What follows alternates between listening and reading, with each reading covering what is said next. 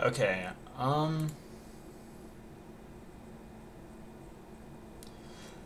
Okay. Hey guys, this is the Swim Scope here. Um, Brand new channel. This is just something I've always really wanted to do, and yesterday I had the time for it. I had the idea that I can make a very comprehensive guide on swimming at the World Aquatics Championships for Singapore 2025. So yeah, that's what this is. This is very okay. This whole slide is just a quick preface to literally everything. One, first off, this is my first YouTube video, like kind of like in this format or ever. Definitely the longest thing I've done. So it's probably not gonna be the best. And while making this, this took quite a bit to make, and it really made me appreciate the people that do pull stuff together in preparation for World Championships and Olympics. It's quite impressive, and honestly, I'm a little upset that I can't provide the kind of depth and analysis that I really want to, just because I'm covering every single session. Yeah, like it's going to be a little difficult to pull together literally everything. So, and also, I do really appreciate like everyone making articles at SwimSwim. It's truly great, especially how they pull together data and provide season best and lifetime best in events for their predictions for the World Championships. And also, yeah, there's a lot to cover, and I don't know how long this video is going to take, but I expect it to be quite long. I'm sure you already know that from clicking on this video and seeing how long it is.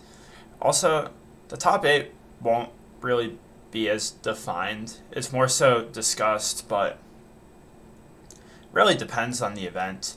I really expect this to just end up becoming me rambling and being really difficult to follow along because of that. But I'll do my best to stay concise and on the right track of what I'm talking about. And I have scheduling in here, and all the times are in UTC +4, which is Eastern time zone in the US. So yeah, just be aware of that. It looks kind of weird because Singapore is on the opposite side of the world, so that's about it. Also, this is swimming at the World Aquatics Championships. Open water swimming is separate and already happened. You probably already saw, but Florian Velbrock won 4 gold medals in the 10K, 5K, 3-kilometer knockout, and the relay, which is just insane, winning gold in everything that's contested. And he's still entered in pool events, so very interested to see how that goes for him in the 1500.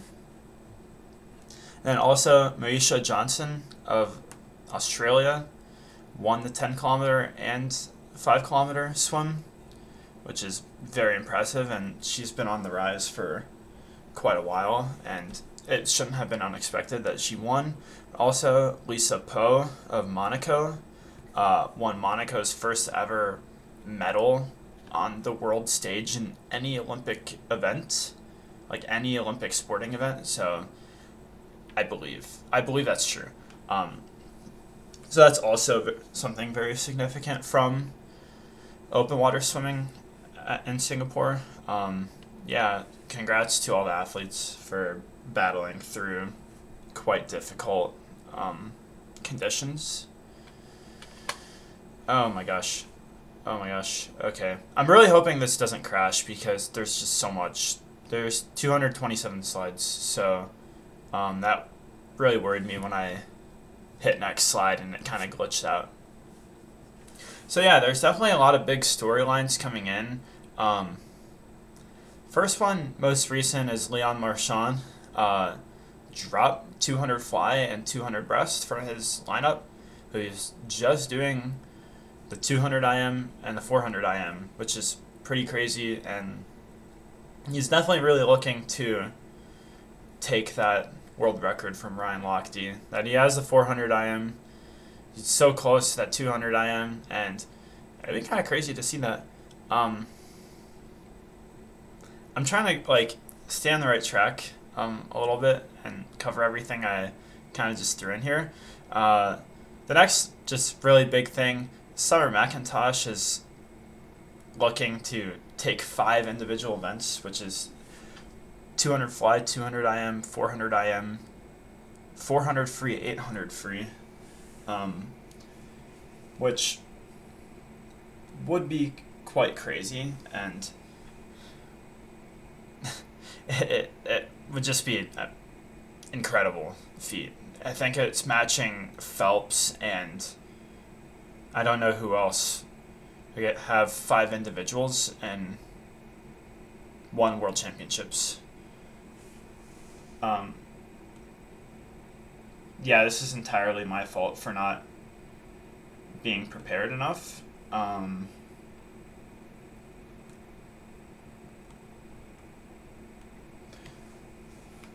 But yeah. But really, in her way, is Katie Ledecky. How about that?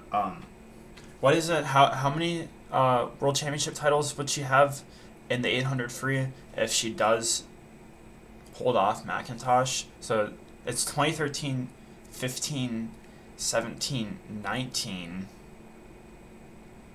22, 23.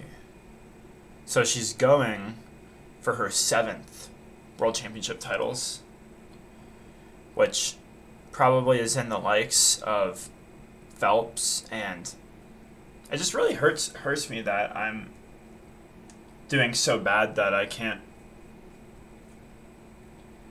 really remember anything past Phelps in terms of important World Championship history.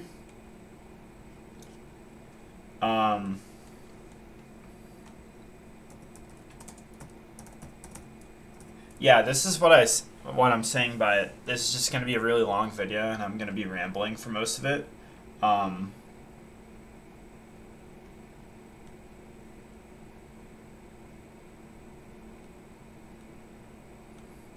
But yeah,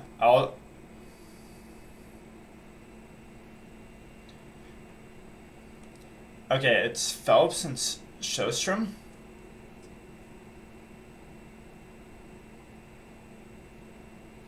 Yeah, Phelps and Sjostrom are the only ones to have 5 individual medals in the World Championships, but Phelps is the only one that has 5 gold medals.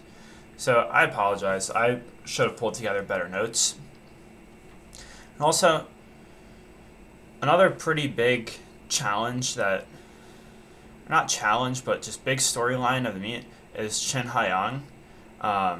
Swept the breaststroke events in Fukuoka, and then 2024 didn't make the final in the 200 breast. 100 breast was lackluster, was not on the podium, so he's already been posting really good times for this season, so it'd be really interesting for him to reclaim those titles, especially after he came back to the short course World Championships, pulled off an Asian record in the 100 breast, I believe, and swam really well there.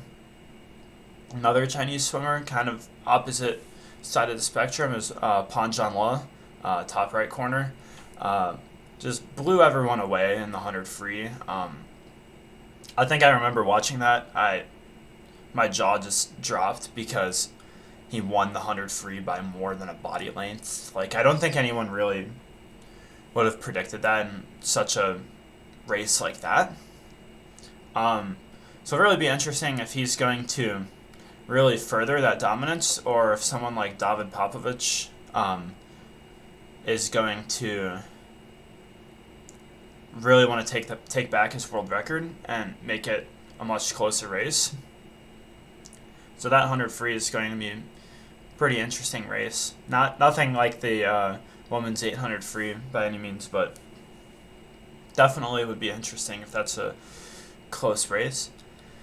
Next storylines I've just wanted to include are those I've just been very, maybe not vocal, but upfront about their goals. Daniel Whiffen, before the Irish Championships, was very upfront about wanting to break world records, and he wasn't very close to them. So it's really interesting seeing someone being that upfront when breaking a world record is something that's really challenging. That too, the Korean team in the 4x200 freestyle relay has also been upfront about wanting to break the world record, or having the world record be a possibility in that relay, which certainly agree, but it would take 4 perfect relay swims to break that record, and there's other relays really standing in the way of that. Next, I've also included neutral athletes B. I think that's a really big storyline here, that it's been since the 2021 Olympics where we've seen a big group of swimmers from Russia, now representing neutral athletes B. We haven't really seen many swimmers representing Russia independently since the Tokyo Olympics, so it's been 4 years since we've seen a lot of the Russian swimmers compete on the world stage, so it'll be really interesting seeing how they shake up the podiums, considering how they already did shake up a lot of swims at the short course world championships. So it'll be very interesting in that aspect. Next is Gretchen Walsh. I wanted to include because she's absolutely blown away the world record in the 100 butterfly. She absolutely decimated the competition at the short course world championships last December. So I think that the ultimate quest is securing an individual gold medal at the long course world championships. Or just long course international competition in general, since she was outtouched by Tori Husk at the Olympics last summer in the 100 fly after she broke the world record at trials. So that'll be interesting.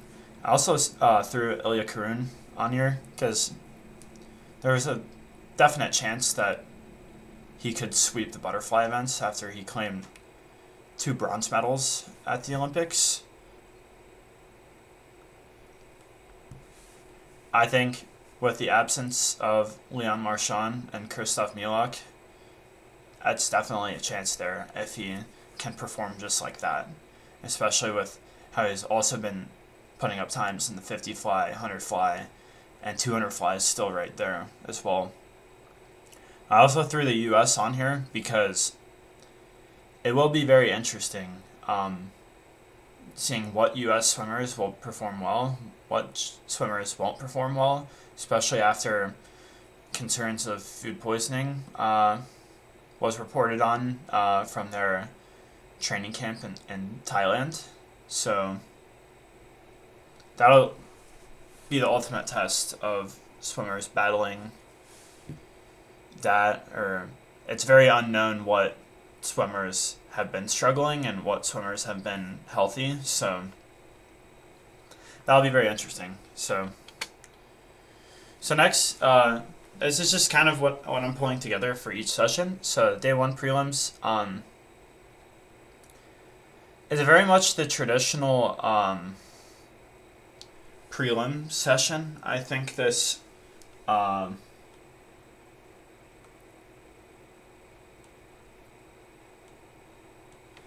this session is essentially the same as any other World Aquatics Day 1 schedules is.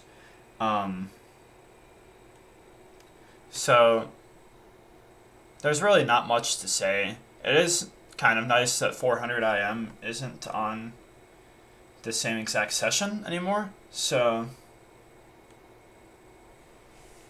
yeah, that's about it that I have commenting on this. It's pretty exciting. Normally, you see those 400 freestyles on the first day, and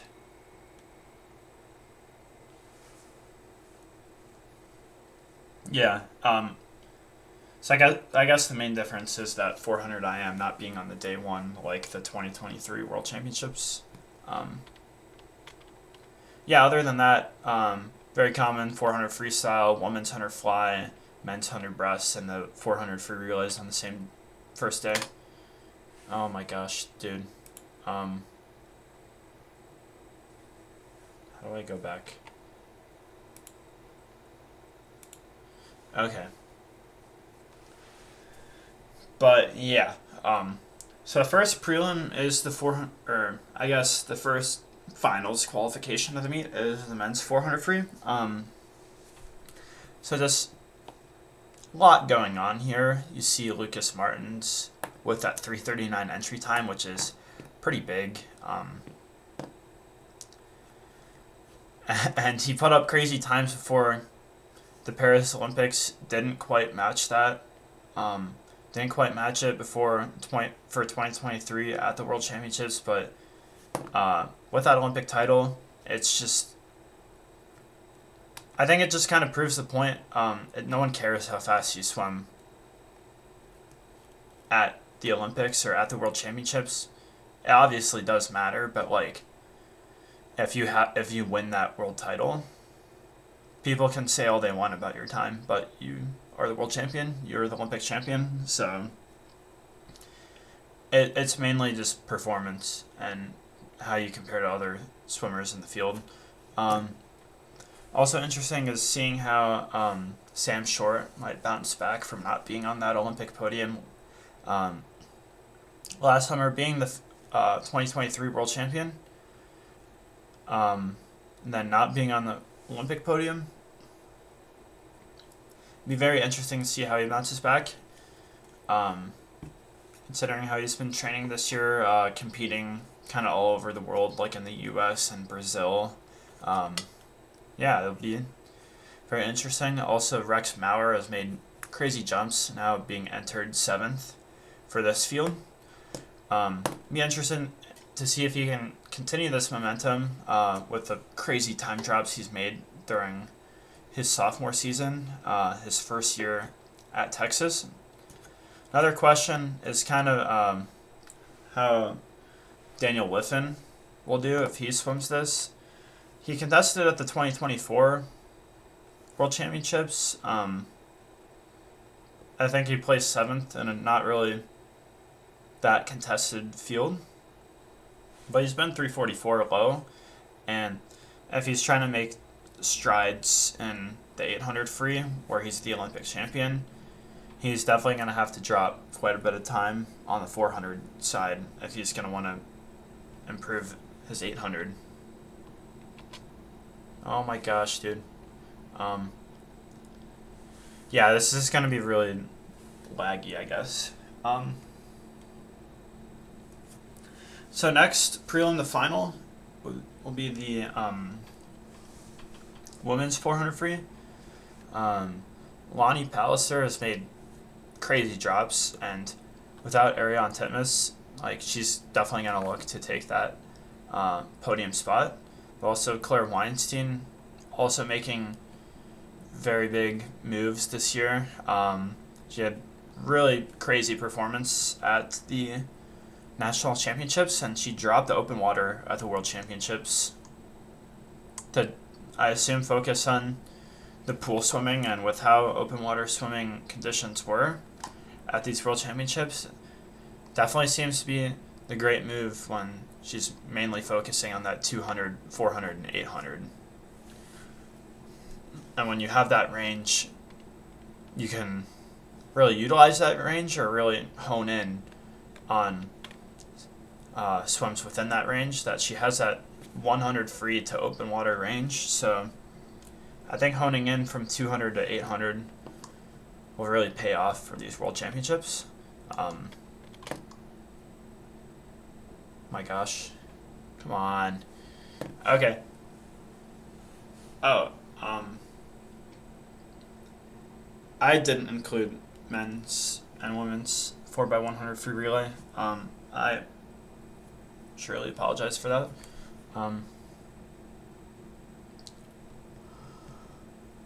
Yeah, it was the day one finals of the World Championships. Starting off very strong with the men's 400 free. Have semifinals before the women's 400 free, and finishing off with the women's and men's 4x100 free relay.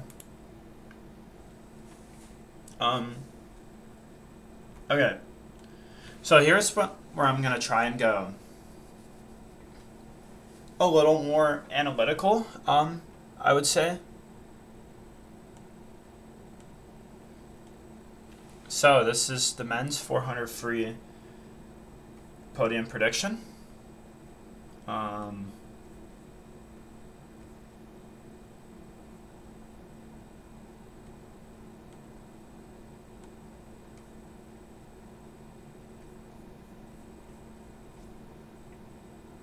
Okay, sorry. So this is just a crazy field. This is the podium from Paris in 2024. Lucas Martin's winning the gold. Elijah Winnington, really not the Australian that people thought would be on the podium, but he was. And Kim Woo Min found his way to the podium after being the Doha World Champion in that year. All impressive times. People really thought Lucas Martins would break the world record at these Olympics, and of course he was annoyed at that. He just won the Olympic gold medal, and he said he didn't give a shit about the time. He won the gold medal. So this is like kind of how I'll have it. There's a bronze medal picked, and silver medal, and then gold medal. So, bronze medal pick, Kim Woo Min. I think over the past year, he's shown a lot of just high quality racing in the 400 free. I think, well, he hasn't been that fast this year. That he hasn't been 341 like Elijah Winnington has, but I think not having, like last year he had the Doha World Championships before the Olympics, and I think having that taper swim in February can be good, but like I also think not having that can also pay off to swimmers. Like I think a lot of swimmers that swam very well at the Olympics last summer didn't participate in Doha, mainly to just focus and hone in on the Olympics. And I think that paid off for a lot of them. So I think not having that this year will really help propel Kim Woo Min back to the podium. My voice already hurts. This is going to be terrible.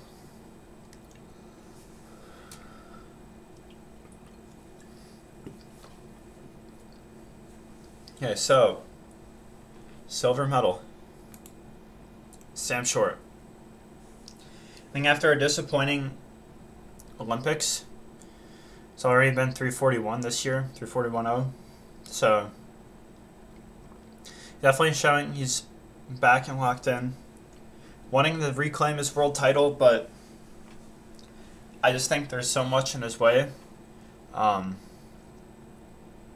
Lucas Martins has really propelled past he was in 2023, 2022, when he was posting crazy times before the World Championships, and now I think finally he is the Olympic champion, and now I think moving on to the gold medal pick, I think Lucas Martins will claim the World Championship title in the men's 400 free. He just broke the supersuited world record. I think not much really needs to be said. He's the world champion, or he's the world record holder. World record holder and Olympic champion. So yeah. I think he's got this in the bag with all of the crazy times he's been posting, and also I think he's learned from his mistakes of just competing in too much at previous World Championships, and now he's really honing in on just the 400 free, the 800 free, and the 200 back, which I don't know how much of a contender he would be in the 200 back compared to 200 free, but I think still picking those 400 and 800 is really beneficial.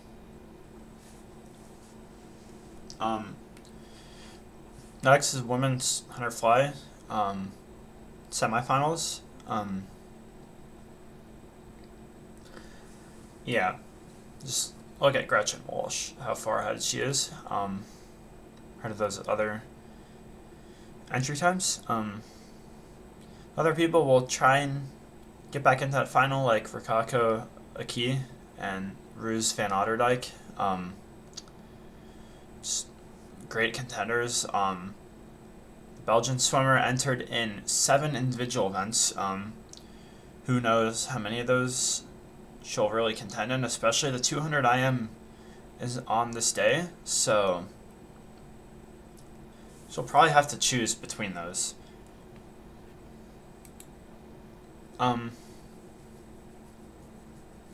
There's in the men's 50 fly semifinals. Yeah. Once you start looking past those 22.6, 22.7, a little bit past the 22.8, really 2 of them, there's a lot of 23.0, 23.1. It's just very tightly bunched, and there's really not going to be room for any mistakes, and it'd be really interesting to see. You see Josh Leando entered all the way down at 23.2, pretty far down. But I think in the NCAA season he had, he can really do great things in this 50 fly, I believe, even if he's not entered near the top in those 22.7s. I think he could really contend, and I think Michael Andrews is definitely a big question mark. He's contended in this event before. He's recently changed his training base. But yeah, it'll be interesting to see what he can do, if the training he's been doing will pay off at these World Championships. Next is the 400 free podium prediction for the women's. See there in the middle is Ariane Titmus, who is not at these World Championships. So really see McIntosh versus Ledecky on this. But back, the bronze medal pick, I honestly think Claire Weinstein can pull this off, with how she's really honing in on her range. Yeah, it's going to be difficult to hold off Lonnie Pallister and Li Bingji and Erica Fairweather, if she comes back to that sub 4-minute swim. But I think Claire Weinstein had a very busy schedule at the U.S. Nationals, and this time she's really going to be honing in on that probably 200 and 400, but she's also swimming that 800, and she won't have the 100 or 1500 like she did at the U.S. trials. I don't think the 1500 really held any negative effect on any other event, considering it was last in the meet. But I still do think honing in on these events, more so from a training perspective, will really pay off, and I think she has a lot more potential, just based on what she can do in the 200 free and her distance background, that she could get under that 4 minutes for the first time. The silver medal pick. Yeah, this is a tricky event, but I think it's Ledecky. Just with how McIntosh really delivered this event, with a new world record.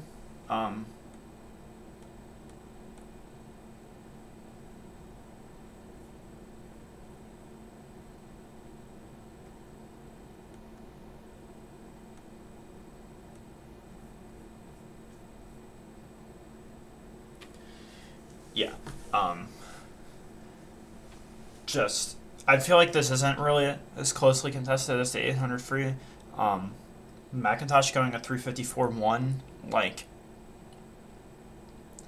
sadly, like, I just don't think Ledecky really has that much of a chance at going 354. She's been at that 356 for however many years now. I think it was already miraculous how much she's been coming back to some of her times this year. But fortunately, I don't really see her really coming in striking distance of Summer McIntosh. Yeah, I think that 354-1 is kind of safe. I think the only one who could really contend that it is Ariane Titmus, and she won't be at the World Championships, and I think by the next time Titmus is in the world stage that she's Titmus has taken lots of breaks from international competition and has shown to prove off that she was the Olympic champion in 2021 and 2024. But I just think her reign in this event is coming to a close with how McIntosh is performing. The next is men's 100 breast semifinal. It's a lot of 59 low there. Yeah, and it's a lot closer bunch than maybe it used to be.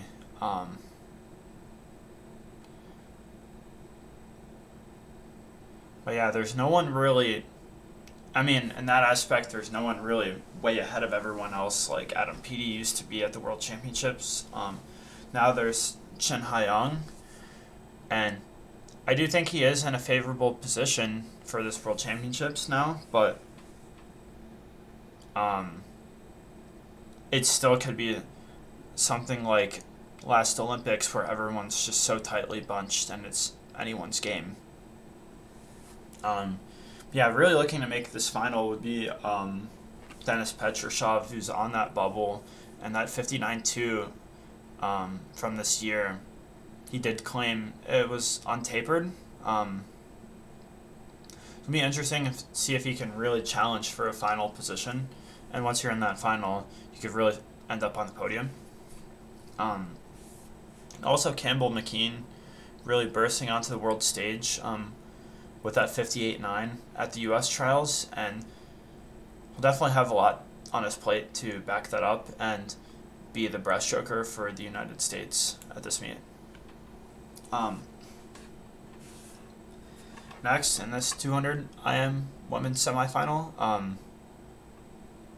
yeah, it's McIntosh running away with it. Alex Walsh has really solidified herself for second in this, but really making it into the finals. Phoebe Bacon is pretty new to this event, that she's previously contested the 200 back internationally, but for these trials, she didn't qualify in any backstroke event, but she qualified in the 200 IM.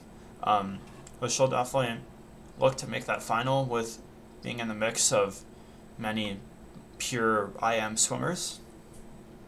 Also, UZD of China, the 12-year-old, look to make World Championship final. Maybe not in this event, but I just think it's really interesting that she's going to be quite the challenger.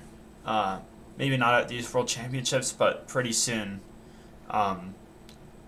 she might be the one to step up to Summer McIntosh as she gets older. Okay. Next is the women's 100-meter free. This is the podium prediction. Yeah. Bronze medal pick is China. China doesn't really have a front runner in the 100 free like the US or Australia do. Yeah.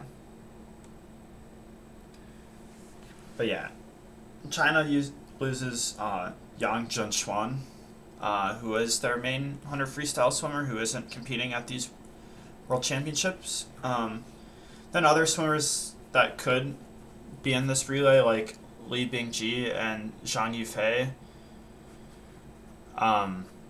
would be competing in other events this session, so it would be quite difficult.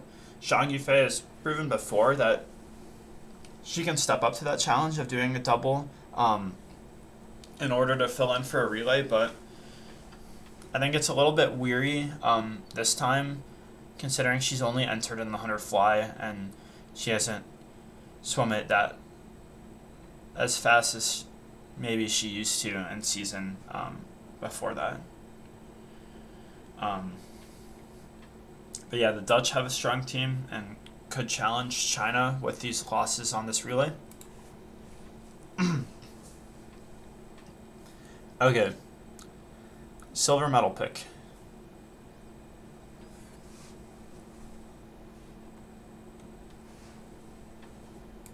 Australia.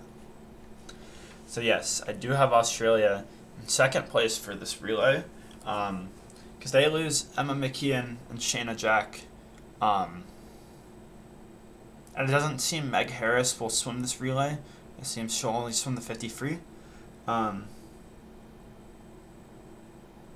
So yeah, with these losses, Australia has depth in the women's 100 free, but I think unlike the 200 free, the 100 free, like, it's just that depth isn't enough to sustain for these losses, especially with Molly O'Callaghan.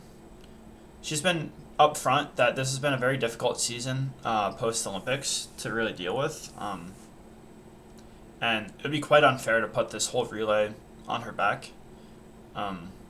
So yeah, I think Australia's run in the 4x100 freestyle relay for the women has kind of come to an end. They don't really have anyone like Kate Campbell who just steps up on the relay, really puts it on her back and gets Australia the win. It's just,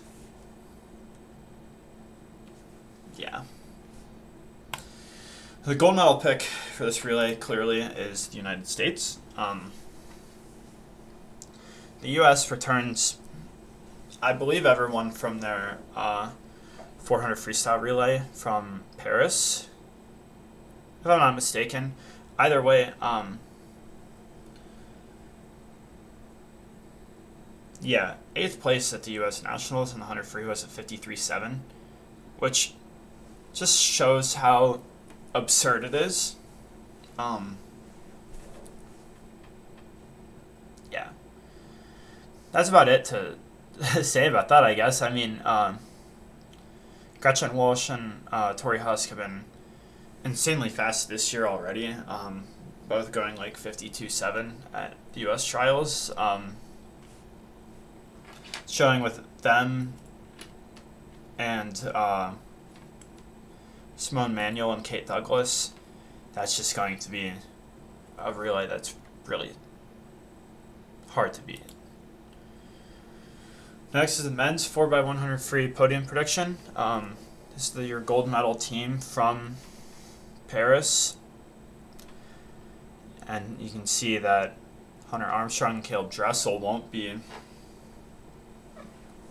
in Singapore, so they'll be looking a little different.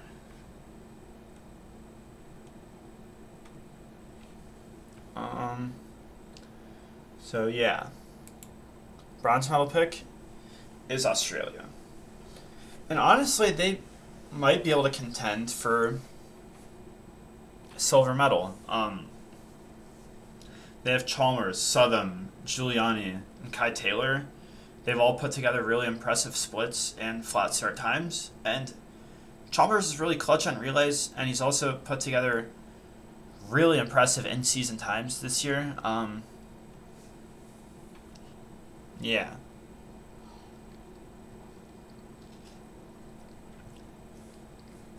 I do think they could all be quite the battle for second place with China.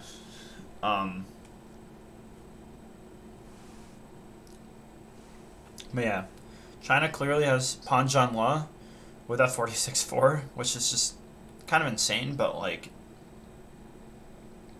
they don't really have that depth. It's kind of crazy that they have a 46-4 flat start who was 45 anchoring the medley relay in Paris, but they have no other sub 48 flat starts from their team. So it'll really take a gallant effort from not just Pan Zhanle to contend in this relay, but I don't know. It'll be a toss-up between them and Australia, but I think the U.S. can really pull through with this.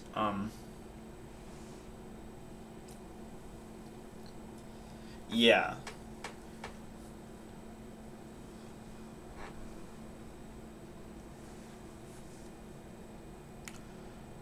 Yeah, I mean, Jack Alexi just went under 47 flat start, which is first time the U.S. has seen sub 47 since Dressel. Dressel hasn't been quite the same swimmer. He's not competing in Singapore, but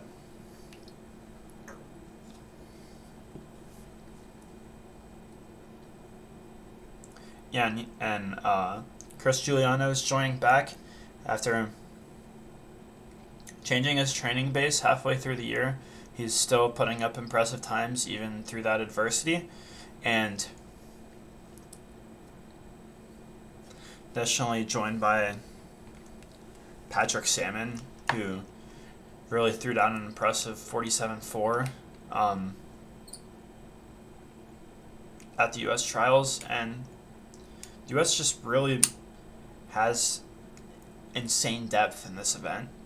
And I think when they have front runners like Patrick Salmon, Jack Alexi, Chris Giuliano, it'll be a very impressive relay, even when they don't have swimmers like Hunter Armstrong and Caleb Dressel on the relay.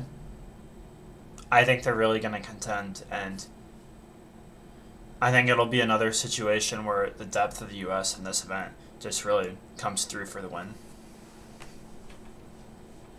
Yeah. I actually think I'm going to end it here, because it hurts to talk. But I'll definitely add separate videos for each event.